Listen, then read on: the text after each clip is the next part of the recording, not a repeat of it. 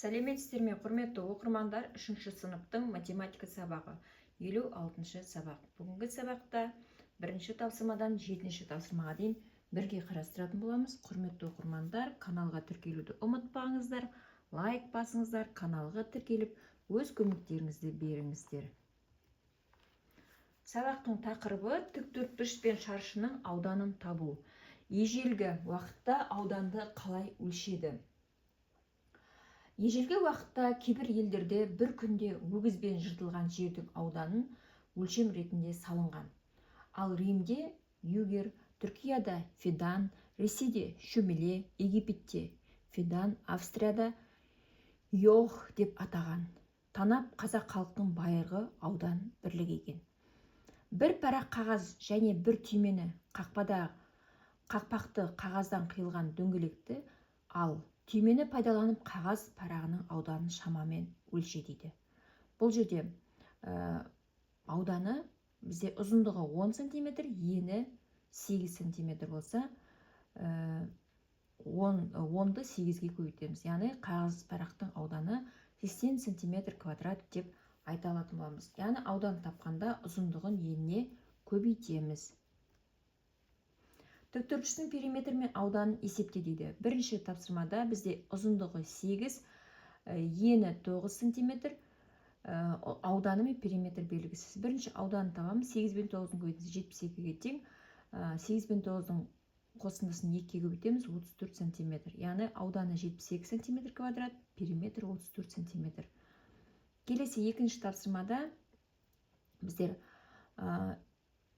ұзындығы 7, ені 6, бұл жердегі ауданы мен периметрін табамыз.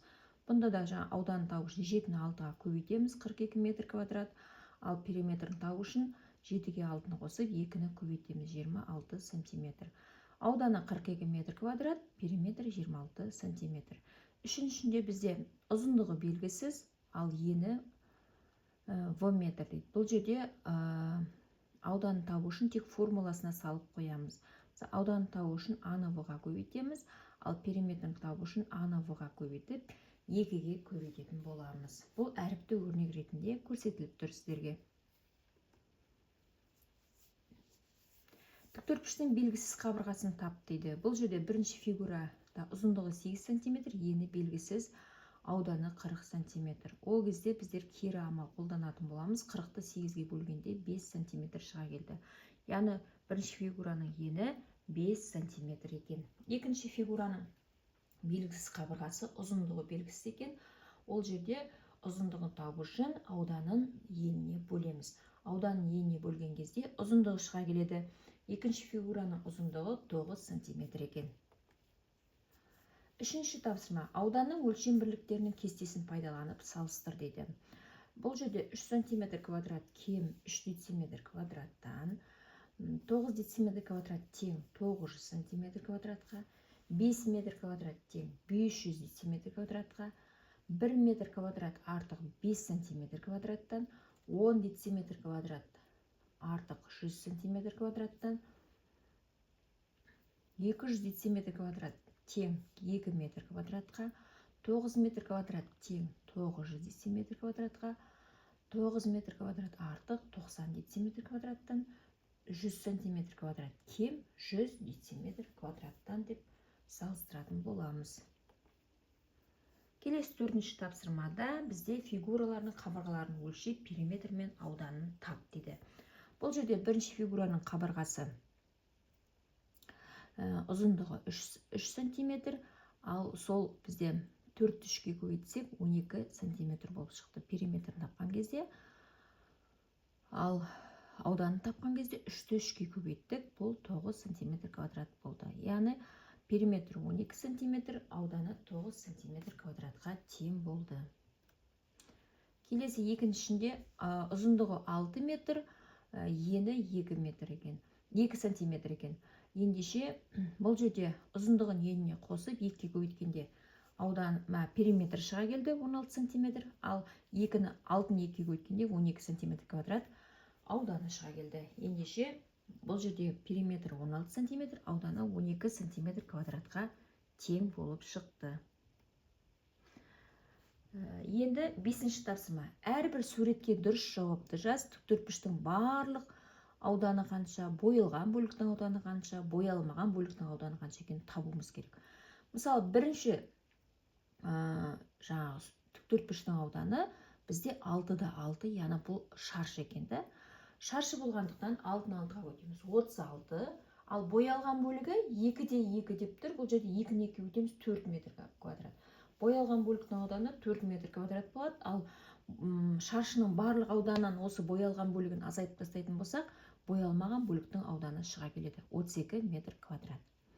Бөлігінде тіктөртпіштің барлық ауданы 30 метр квадрат, боялған бөліктің ауданы 6 метр квадратқа тең. Боялмаған бөліктің ауданы 24 метр квадрат.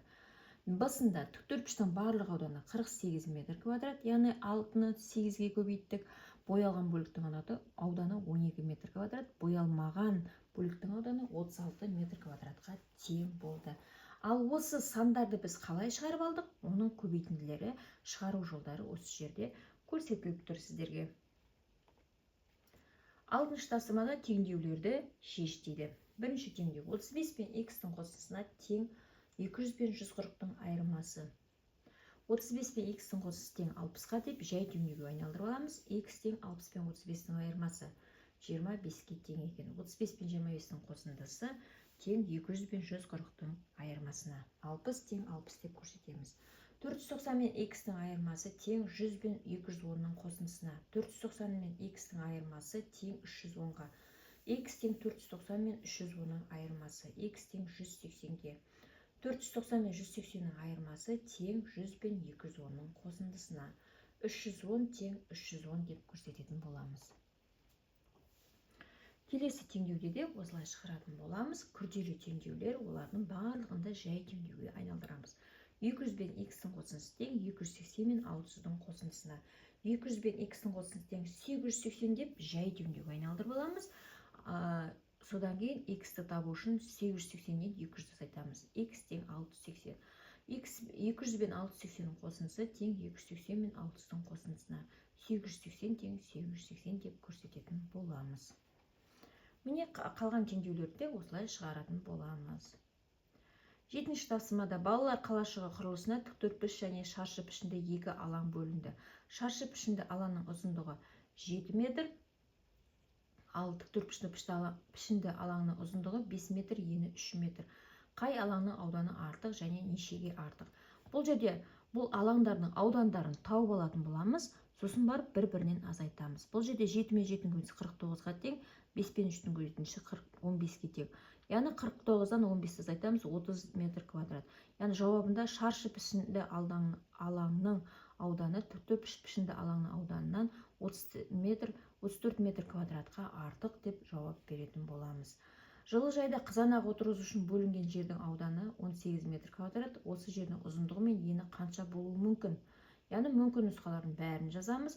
Яғни мәні 18-ге тең болатын, яғни 9 мен 2-ның көбейтіндісі, яғни 18-ге тең болатын 6 мен 3-дің көбейтіндісі, немесе 18 мен 1-дің көбейтіндісі деп қажет ұзындық пен енін айтатын боламыз. Яғни ауданына қарап осы көбейтінділерді шығардық. Яғни ұзындығы 9 метр, ені 2 метр, ұзындығы 6 метр, ені 3 метр, ұзындығы 18 метр, ені 1 метр болуы мүмкін деген нұсқаларды көрсетеміз. Құрметті оқырмандар, осымен каналдағы тапсырмаларды орындап аяқтадық. Сіздерге каналда тапсырмаларды бірге орындау түсінікті әрі нақты болатын болса, каналға тіркелуді ұмытпаңыздар. Лайк басыңыздар. Келесі сабақта кездескенше сау болыңыздар.